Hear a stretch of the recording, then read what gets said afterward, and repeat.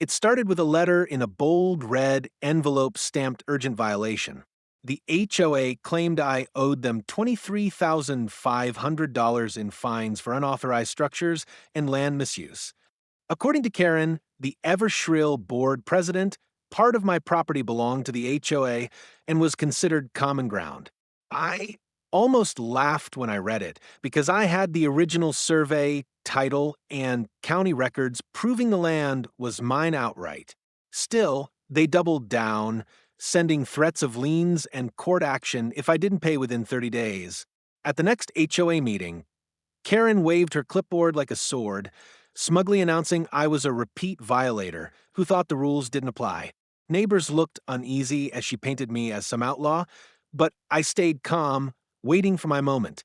When she finished, I dropped a thick folder on the table: certified land surveys, signed deeds, and a letter from the county registrar confirming my ownership down to the last inch.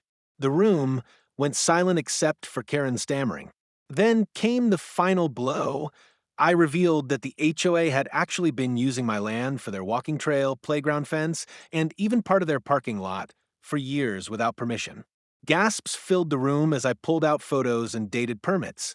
If we're talking about violations, I said evenly, it looks like the HOA owes me rent. Karen's face drained of color as their lawyer shuffled through the documents, realizing the board had no legal ground.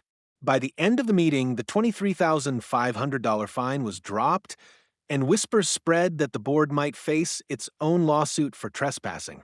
The smug authority Karen wielded cracked into silence, and the HOA voted to negotiate with me instead of fighting. I walked out with a grin, knowing their arrogance had backfired. They thought they could find me on land that wasn't theirs, but now they regret ever putting my name on their target list.